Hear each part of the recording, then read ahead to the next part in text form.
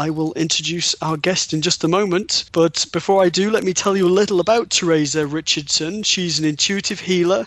Her life work has been dedicated to reconnection with the soul in many forms. She teaches Reiki as a spiritual practice and healing modality, and offers individual Reiki sessions as well. She loves teaching classes such as crystal workshops and developing your intuitive gifts. And her readings are intended to empower the individual and create the understanding that we co-create our reality in harmony with all that is. If you'd like more information about Theresa, please check out her great website. It's theresarichardson.com. Well, Theresa, welcome back to the show. Thank you, Steve. It's great to be here talking with you tonight.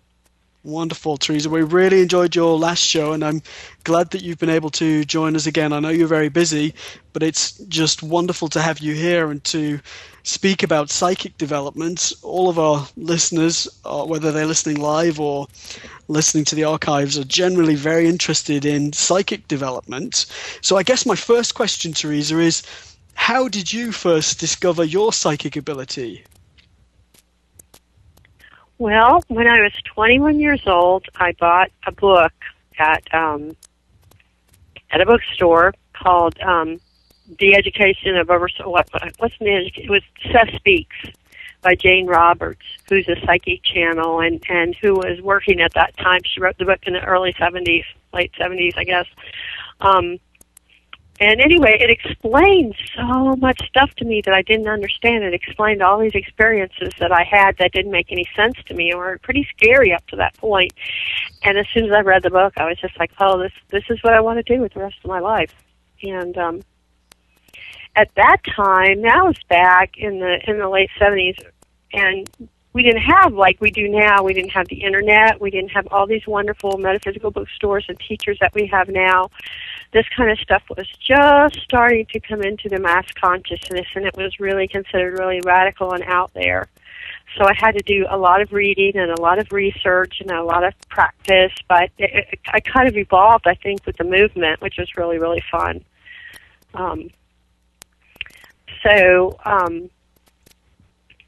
I guess learning the way I learned, the first class that I ever taught was a Developing Your Psychic Abilities class. And psychic actually comes from the Greek word psyche, which means of the soul or of the non-physical attributes and aspects of ourselves. And I have learned that everyone has psychic abilities and that we use them all the time. So in spite of what Hollywood sometimes makes it out that there are these, and we do have these experiences where we get these, amazing visions and maybe seeing angels or predicting future events, but and they, are kind of, dramatic. In general, the more we use our psychic abilities day in and day out every day when we communicate with people and with our world. So there's so much more to it than these dramatic events that the Hollywood movies and stuff like to make it out to be. It's a God-given skill and talent that when we develop it makes our life better. So that's kind of why I teach it. And as I began to learn, I learned that everyone has them, and that for some people it is a talent, kind of like playing the piano, but everybody can learn to play a musical instrument if they want to. They might not be the next, Yanni, but they can learn. And there's also people who are very talented psychically, but don't practice as much. So the people that really, really grow with their psychic talent are the ones who are talented and mainly who practice. It's all about practice. It's all about recognizing that it's your God-given right and responsibility to use your gifts, and understanding that in our society we've been taught to believe that if we can't see it, touch it, smell it, or taste it, if it's not physical, it doesn't exist. And so we know that's not true. We know we can't see the air in general, but we know it's there. We couldn't live without it. There are many, many things now we now know that we can't see at all, and yet our reality is based on them. So understanding and developing our psychic abilities really is all part of this grand evolutionary process that we're going through so rapidly right now. For me and for everyone, I think. Absolutely. And I like your point, Theresa, that it's really about connecting with the divine source. I was always taught by my teachers that we're, as light workers, as people who are offering guidance to others, the more we develop our own connection to the divine source, the more we seek to be of service in the world, the sooner and better our metaphysical abilities develop. Do you find that that is the case? Oh, absolutely. And simply the healthier we are, the more clear-minded we are, the more we strive to be for clarity on all levels of our being, then we have access to more clear psychic abilities. It's such a broad topic, don't you think? I mean, there's so many different kinds. But yes, absolutely, absolutely. But you don't have to believe in a soul to have these abilities and use them. They happen all the time. It's as simple as walking into a room and all of a sudden you don't feel comfortable for some reason, but you don't know why. And perhaps maybe someone in that room is really upset and they're broadcasting. You don't consciously get the information that is what's going on, but your aura or your human energy field, which surrounds you, the field of electromagnetic energy that surrounds you automatically responds to the signals that everyone else is giving off and gives off signals of its own. So we're kind of constantly communicating through these fields, and I, like you, believe that it is an aspect of the soul, or what I call the soul, the greater part of us, our inner being, our higher power. But you don't have to believe that to use these abilities, or everyone has them. It's as simple as just like sight and hearing. We all have them. We've just been taught not to listen to them or not to pay attention to them. That they're not real. Yeah, and like you said, many people have a certain level of psychic ability that they can develop. Well, we all have a psychic ability that we can develop, I should say, but the more we focus on it, the better we become. It's like, as you said, playing an instrument or a sporting ability, I guess. Absolutely, absolutely, and especially when you consider that it's something that we've not been taught to use. When you're little, a lot you are taught to read and write when you're little. Children learn most easily when they're little. It's been proven that your brain is geared towards learning new things in the elementary, up to the elementary school ages and on up.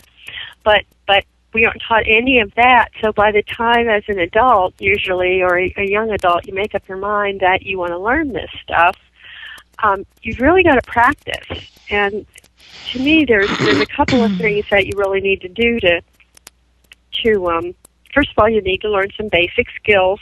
I'm sure you'll agree with me that meditation is one of the basic skills that just really helps you grow in this way. And practice and releasing the old beliefs that you can't do it, or that you're not good enough, or that many people still believe that their religious training has taught them that psychic abilities are demonic, or so it's releasing all of that stuff.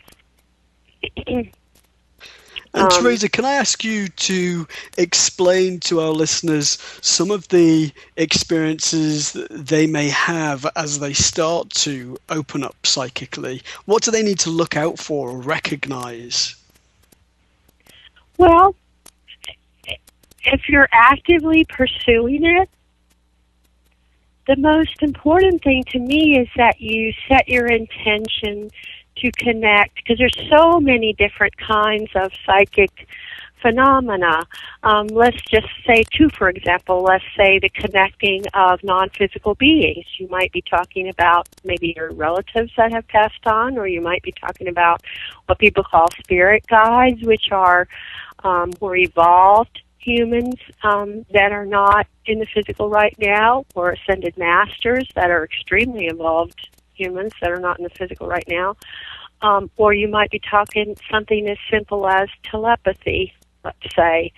But it's important that if you decide you're going to open these doorways, that you set your intention to connect with those beings who are, you can call it of the light, those beings who have your highest good in mind.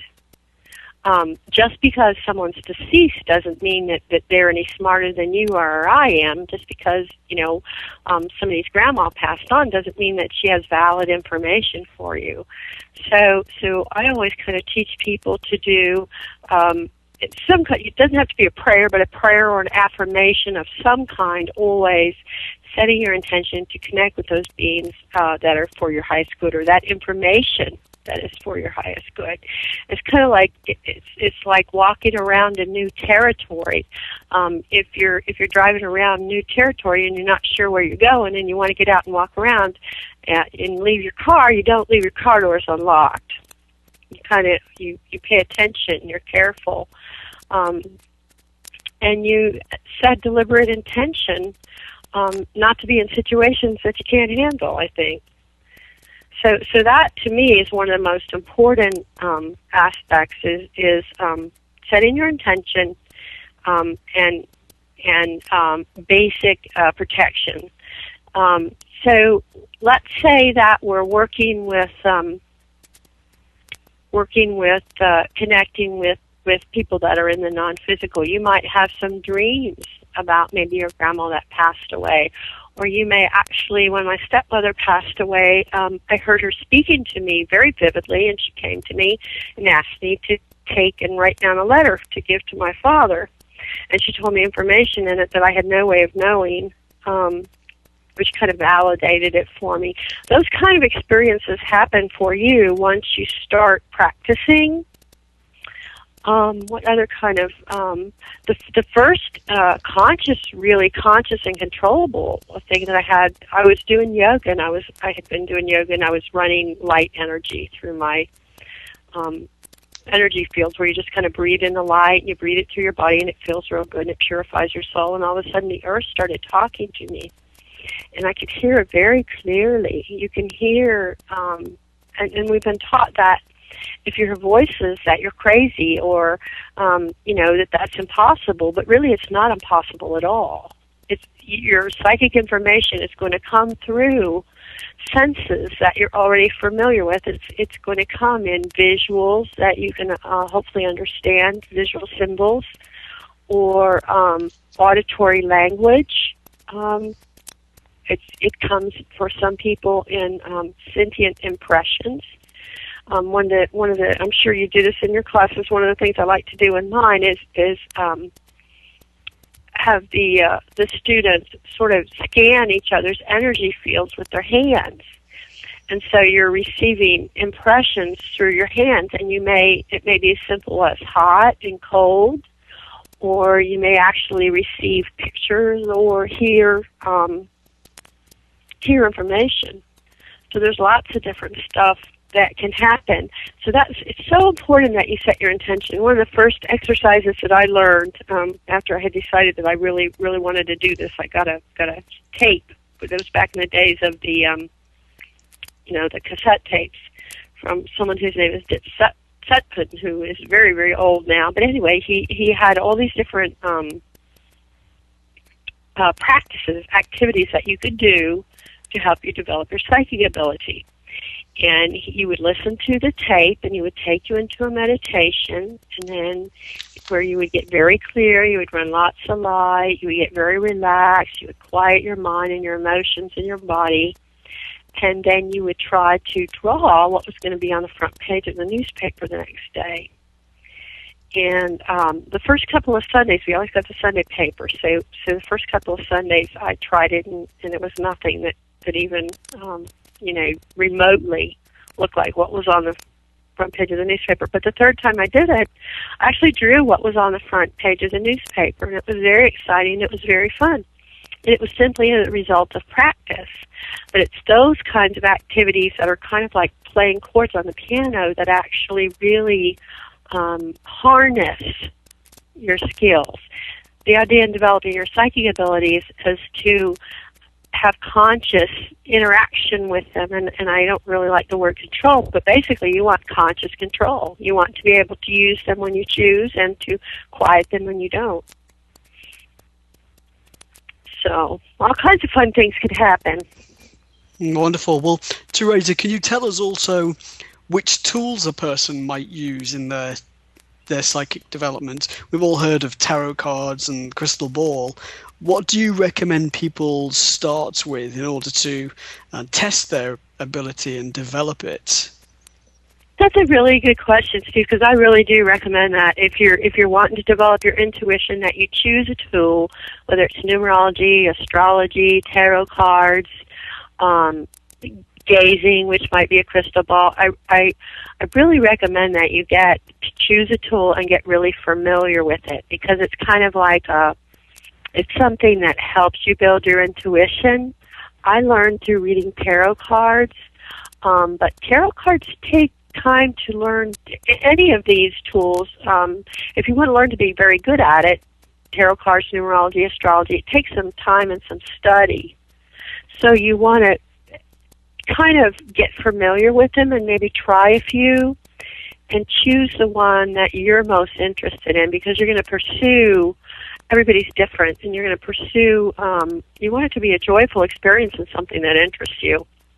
So if you like symbols and you like artwork and you're a very visual person, tarot would be good for you, but it's not the easiest. It took me a couple of years, self-taught, to really learn to read tarot well.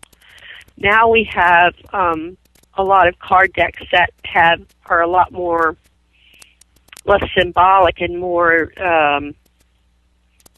They have much more clear instructions on them than the old-fashioned ones did. So Doreen Virtue has decks of angel cards, which are really, really excellent, which are great. They're probably the simplest tool to learn to use, would be those Doreen Virtue angel cards. And if you try them, then you like them, then you might want to try tarot cards. Numerology is another one, because numerological symbols are present in just about every kind of symbology that you use for predictive psychic development. Astrology is another one, but again, it takes quite a while really to really get, as you know, to get proficient. I know you do astrology. How long did it take you to learn so you could sit down and do a reading? A long time. Several years. It does. Several years. I think, like anything, it depends how much time a person has to study, Theresa, but you know I'm a great believer in investigating the scientific and academic side of metaphysics. So I love the systems like astrology, and I'm very interested in the way that tarot, numerology, even the Kabbalah, Hebrew alphabet correlate with each other. I love to explore that interwoven connectedness. But I want to ask you as well, as people open up, what steps should they take to ensure that they are protected psychically? Because obviously, when we're connecting with spirit, we're opening ourselves up energetically. And just as there are great people and not so great people in the world, it's similar in spirit. So we need to stay protected in our development and work. What do you recommend? Well, that's exactly how I put it. There's as many different kinds of spirits in the world as there are people in the world, and as we know, some of them are wonderful, some of them are medium, and some of them are not very nice at all. So I think really there's 3 steps, and those 3 steps are we talked about before. First of all, setting your intention, whether it's through a prayer or an affirmation, setting your intention very clearly, because your intention dictates the experiences that you're going to have.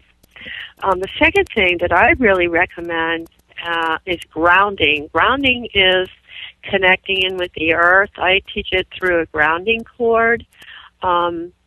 it's important to me that you're grounded when you're working with psychic energy. It keeps you connected to your body and connected to the physical, and enables you really to have a quick means of releasing any negative energy. And the third thing really is I like some type of protection, like simply it doesn't have to be complicated. It can simply be a bubble of white light,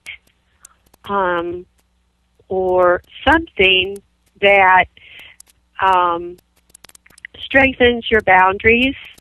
Well, what I've noticed is because when I was younger, I had very, very weak boundaries, so I was always interacting with people and different kind of energies, both physical and non-physical, that didn't necessarily have my highest good at heart. So if you're spongy, if you've got weak boundaries, it's real important that you strengthen the boundaries of your aura.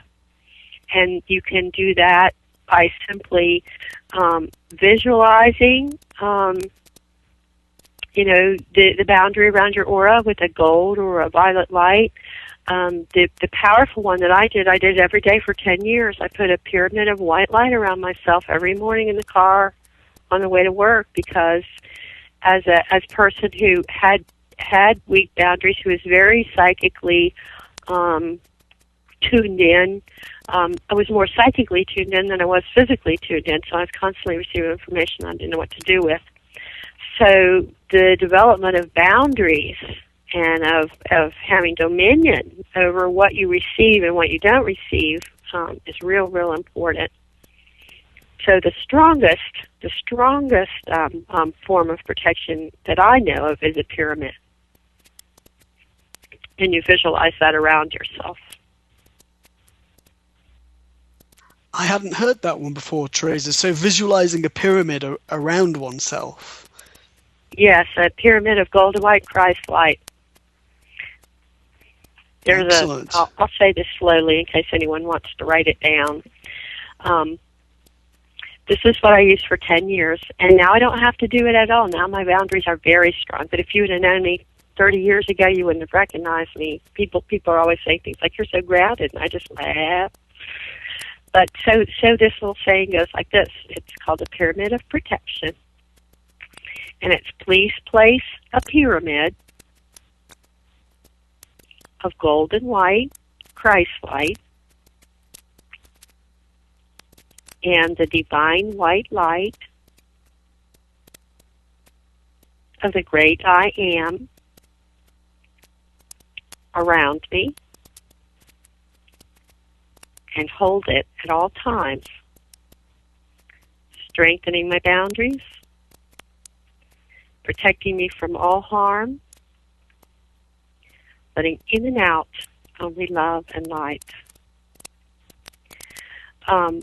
That is the most powerful one to this day that I know, and it's a really good example, because what you're asking for the divine white light of the great I Am, of the universal source of love and light, and you're stating your intention. You want your boundaries strengthened, you want to be protected from all harm, and you want to live in those energies of love and light. So when you do that every day,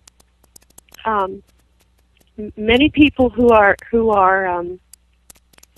just like we all come in with talents, musical talent, or talent to draw, or talent to sing, or whatever. People who come in with natural psychic talents a lot of times don't have the strongest boundaries in the world. So it's important that they find a means and a way of turning it on, turning it off, and having dominion over their own energy, and having control over what they receive and what they don't receive. Does that make sense? Absolutely. I love using the Lord's Prayer, Theresa, as well. I believe that the Lord's Prayer is so used around the world that it carries such a strong intention of connecting with the divine source. I find that it really carries wonderful energy and intentions. And I also find that when I'm about to read for a client, saying the Lord's Prayer in my mind is also a trigger for my higher self and my spirit guides that I am about to enter that state in which I channel insights for the benefit of a client. That's a really good point that you just made too, that when you basically your psychic abilities are subconscious.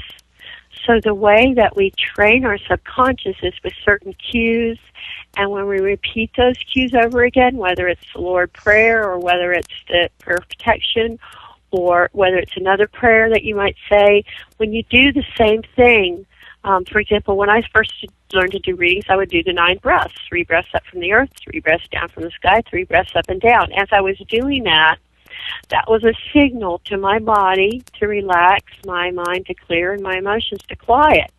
And at first, when I was learning, it took a long time, but now it doesn't. It takes me 3 breaths, and I'm immediately in a state of quiet mind, which I'm sure you are too. But it didn't happen overnight, did it? You had to practice. Absolutely. And I believe in having a very clear practice that indicates to spirit that I'm opening up and I'm available to serve. Absolutely, stating your intention. And when you state that intention, that's what happens. There's a wonderful thing in Hawaiian shamanism that says energy goes where attention flows, and it's just that simple.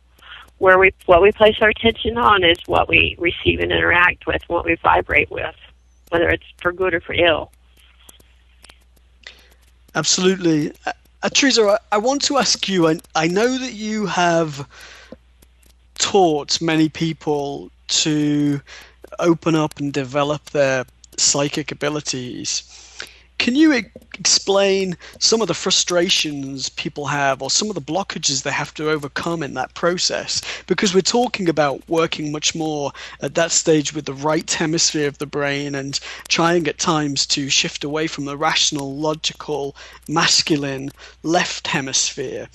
What are the obstacles that people need to work through as they go through that process?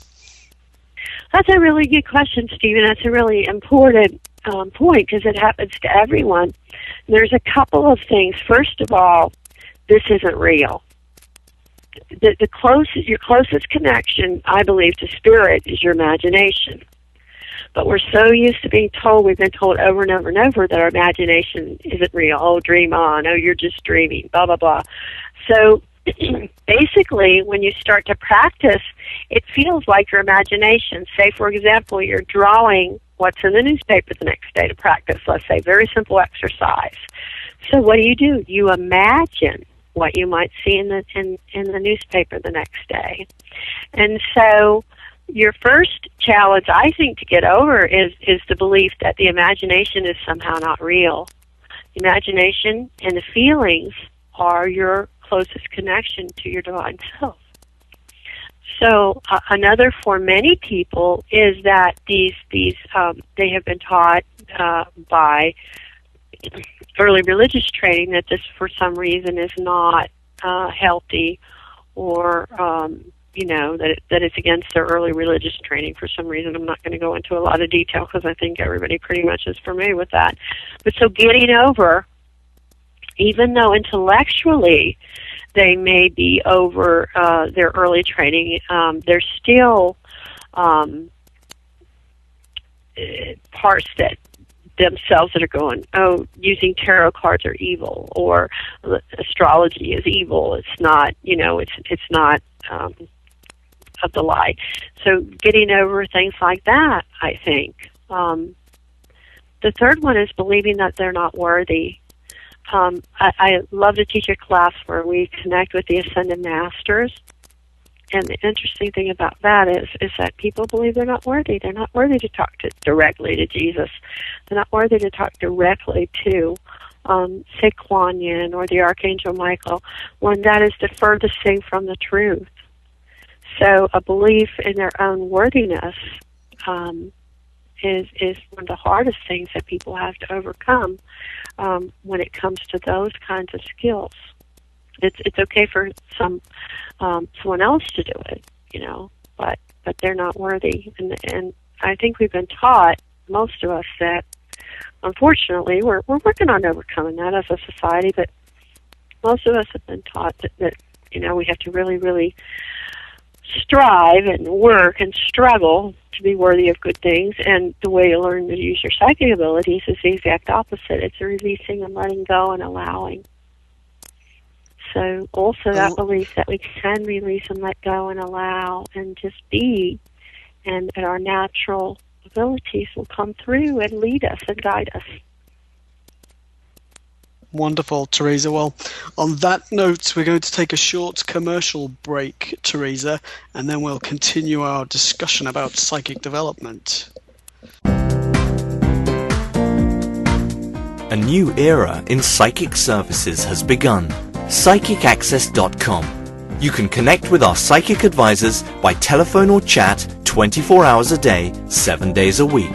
All of our psychic advisors are interviewed, fully verified, and accuracy tested, assuring you quality service. We're living in some very troubled times right now. More and more, the world's problems are affecting us on a personal level. You don't have to deal with this alone. Our highly accurate psychics, caring advisors, and talented mediums can help with situations you are currently experiencing and can let you know what the future may hold for you. All new customers get a free 6-minute reading. All you have to do is register. Why not visit us now and get a free reading at PsychicAccess.com. Well, welcome back, Theresa, after the break. I'm excited to carry on asking you about psychic development.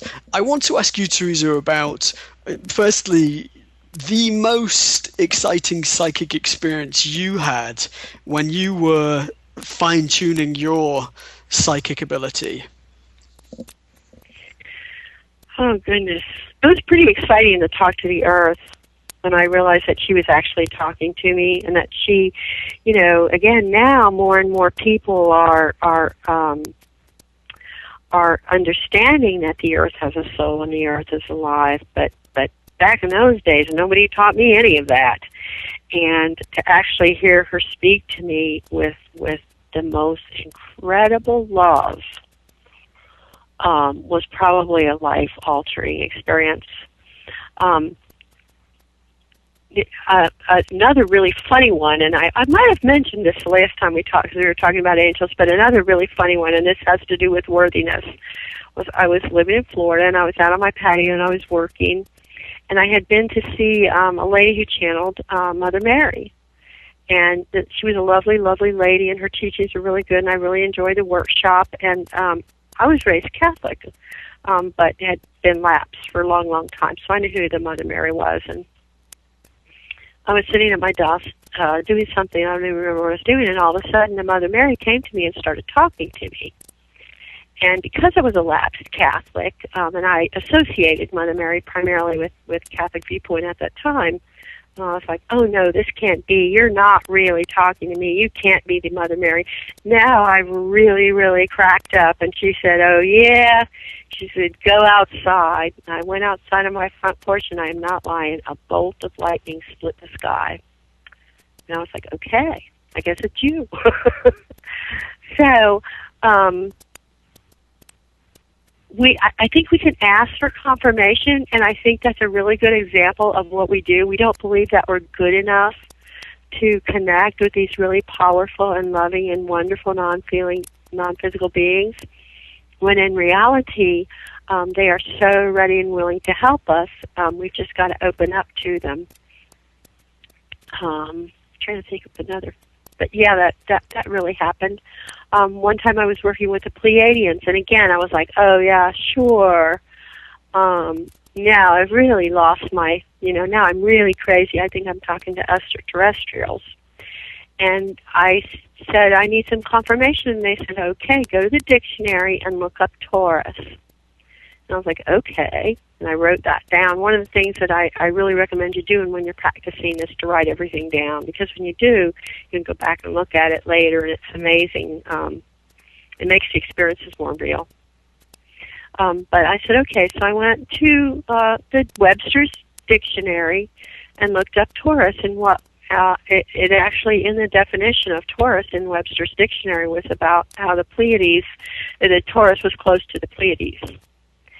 And so when they told me something that I knew for a fact that I had no way of knowing, because I had no knowledge of astronomy, those are the kinds of things that were really, really exciting for me when I was first learning, is when I would hear or feel or have something happen that there was no way that I was consciously connected. There was no way I could have figured that out on my own that I knew of. And then later I would get confirmation. And I think that's really an important part of developing your psychic abilities is taking part in situations and circumstances where you do get confirmation. For example, in your classes, and I'm sure you do this too, you have people read for each other. And one of the reasons that you do that is so that they can get confirmation when they're reading for each other, and they're beginning, just for the fun of it, to tell each other stuff about one another that they have no way of knowing. And then when they tell the other person, it's very exciting. It's so much fun. It's really, really a lot of fun. It is, Theresa. I think that studying metaphysics and opening up psychically has an enormous impact upon a person's well-being. I really liked your point at the beginning of the interview about how much benefit there is to be had for an individual in terms of their satisfaction and joy in life. Can you imagine not being in this field of work? No, I truly can't. I'm almost 60 years old now, and this has been my lifelong love of my life. And it never gets old. It never gets boring. It gets more and more and more fun. I can honestly say that. And I think one of the things that is always emphasized generally in psychic training is getting to know yourself. You can't know what is you and what is not you until you get to know yourself. And so whether you're someone like me or you who has a lifelong interest in these things and you plan for it to become your career or whatever, or whether it's someone who is a doctor or a veterinarian or a secretary or a nurse, it adds so much. The development of these skills adds so much to your ability to function in the world. The better you know yourself, the better you can function in the world, and the more true you become to whoever and whatever you are.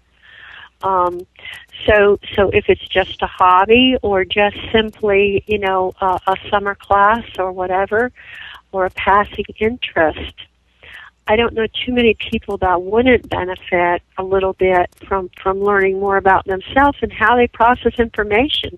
This is how we all process information. This is how we all create our health.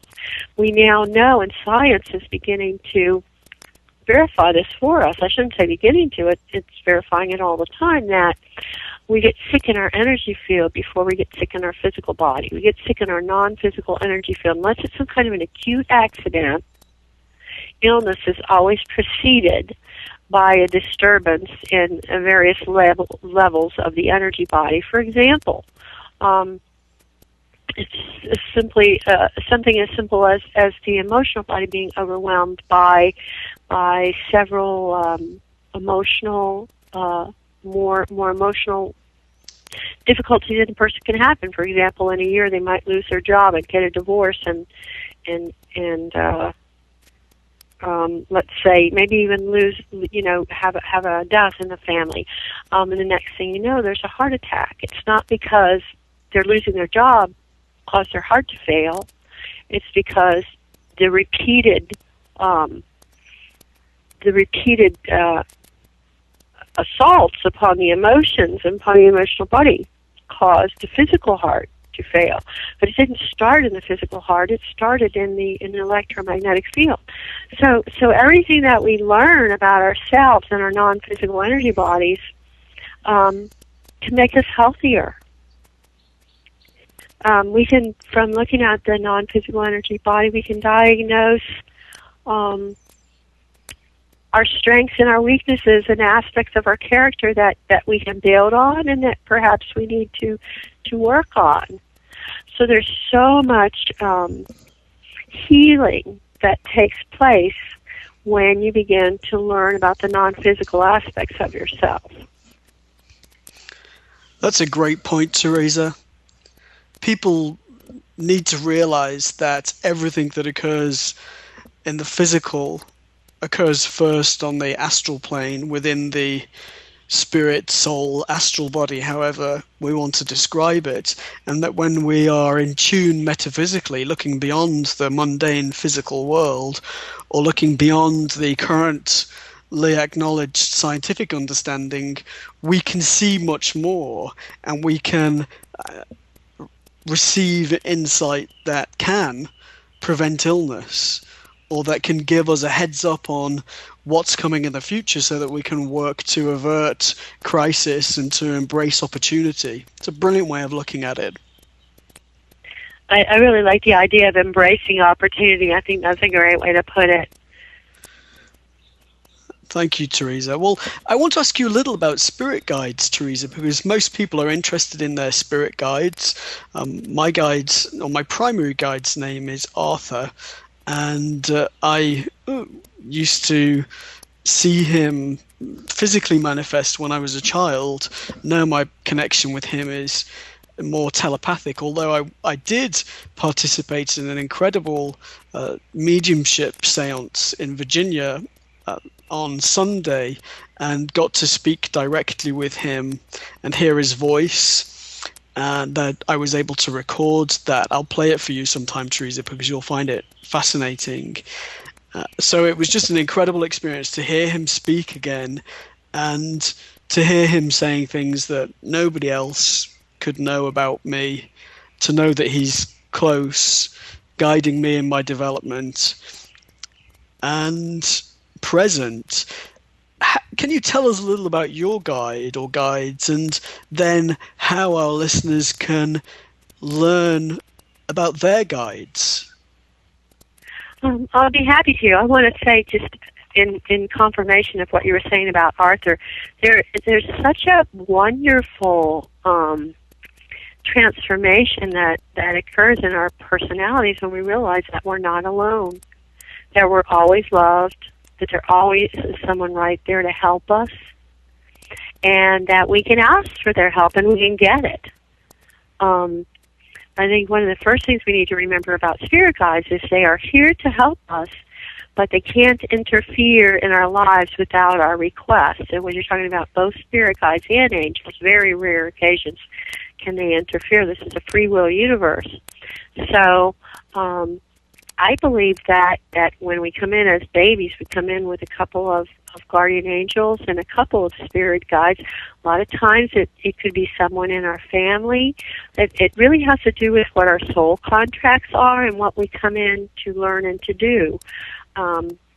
Your average person probably has a couple of spirit guides that stay with them throughout their lives. But we interact so much more than we realize with the non-physical. Let's say that you're a banker and your name is Joe, and let's say your grandfather who died before you were born is one of your spirit guides, and another one is just as someone from your soul family that you interact with a lot, and that one shows itself as a she maybe. And so, as Joe the banker, your grandfather will probably communicate with you in a dream time, and he will try to help you set up circumstances and events that are good. He's there really to help you fulfill your soul contract. So let's say part of your soul contract is to, let's say you live in Ohio, but part of your soul contract is to meet some people who are currently in California. So he's going to try to nudge you into maybe taking a trip to California or looking for jobs in California. Those kinds of things. They're there to help you. They're there to help you have a fulfilling and wonderful life. Now let's say that Joe's area of services is being a banker. And he likes to help people that way. It is a service. What would we do without bankers? How would we purchase expensive cars and those kinds of things, houses? So let's say that he wants to serve others in a bigger way as a banker. He may actually draw in spirit guides or archangels that are going to help him understand how to serve humanity in a more powerful way. And this will happen whether he's a banker or a fireman or, a president. We attract spirit guides and guardians according to our interests and our level of responsibility and our desire to serve humanity. Let's say you're a nurse, for example, and again, you've got a couple of spirit guides that came in with you, and they work with you all the time, and they're there to help you fulfill your contract. But they're also, you will attract, if you are willing, you will attract spirit guides they're primarily healing guides, and the only time they'll work with you is when you're nursing. So just like there's all different kind of people, there's all different kind of spirit guides, and it really, again, has to do with the law of attraction and what your interests are and what you want to promote. Now, there are some beings that we call ascended masters who are here for all of us. And so if you're working, say, on your spiritual growth and developing your non-physical activities, some of the or abilities, some of the spirit guides you might want to work with are Master Jesus, who is the world teacher. You might want to work with Saint Germain, who works with the violet ray and transforming the personality, or the Lady Nada, who works with the violet ray also. If you're interested in children, let's say you're in education and you really want to help children, a being that you might want to work with is the Mother Mary, who's very interested in helping children on multiple levels. And so if you want to work with these beings, all you have to do is ask. And I think that's an important thing to understand, to know to ask and know that you are worthy. Some people, I believe, I was talking to a friend of mine who teaches developing your psychic abilities also, and I was saying, what do you think the most, what if you had to name one tool that's the most powerful tool to develop your psychic abilities, what would it be? And she said, oh, of course, meditation. Mm-hmm. And I think she's right. And so that if you really want to communicate with your spirit guides, it's important to learn to meditate, because when you quiet your external mind and your external emotions and sounds, that's when they can come in and talk to you. It's true, Theresa. And it's interesting that your point about the grandfather and banking. My grandfather passed before I was born, and he has always been a spirit guardian for me, and he was in banking. Sadly for America, Theresa, I can't be president because I'm British. Well, darn. We could use you for a president, I think. But damn shame, isn't it? But that's I'll do fun, what I and can. That's how it works. Isn't that fun, how they put us up to that, about the banking thing? Absolutely. Absolutely.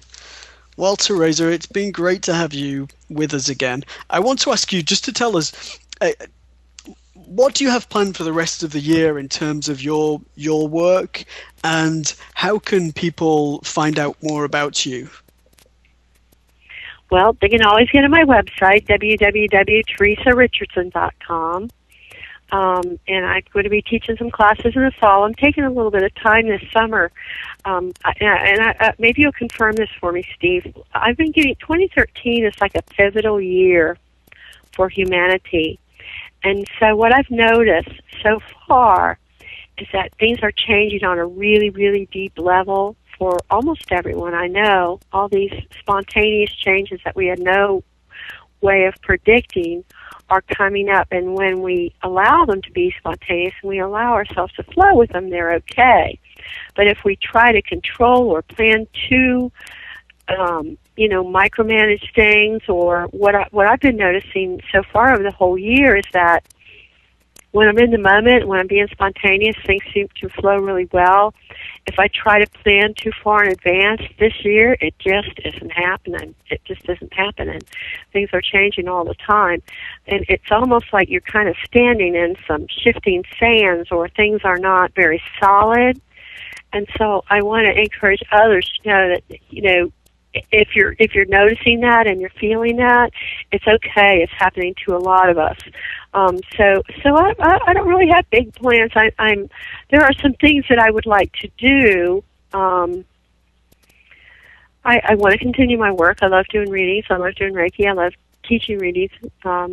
Teaching, and I want that to continue. But as far as specific plans, I don't have any right now. I'm looking forward to kind of a lazy summer. How about Wonderful. yourself? Have you noticed that happening A lazy summer. this year?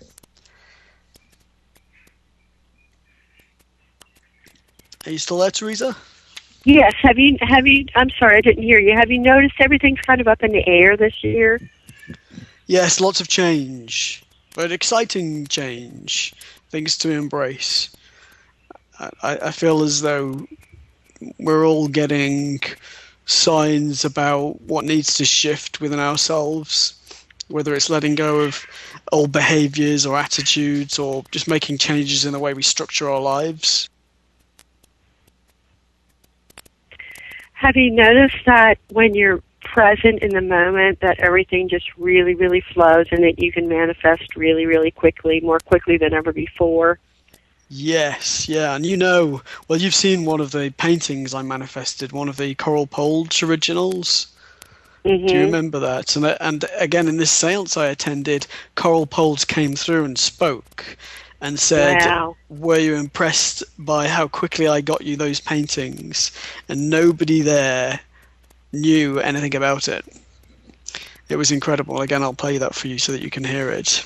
Well, Theresa, it was wonderful to have you with us again. I hope that you'll come back again in future. We love hearing from you. Thank you. I love talking with you, and it's just been a pleasure as always, and I will look forward to seeing you in a few days, I think. Absolutely. Well, I look forward to it too, Theresa, and you let us know when you'd like to come back on the show. We love having you here. Well, thank you. I really enjoy working with you, and you're delightful, and I hope all of you have a wonderful rest of the evening, and thank you. Thank you, Theresa. Hello, my name is Res Miranda. If you're having relationship, career, or life issues, I'm inviting you to experience what it's like to have access to professional, highly accurate psychics and spiritual advisors you can trust to care and help you. Register now to get your free 6-minute reading by telephone or chat. Get answers, get access, psychic access, 24 hours a day, 7 days a week. PsychicAccess.com.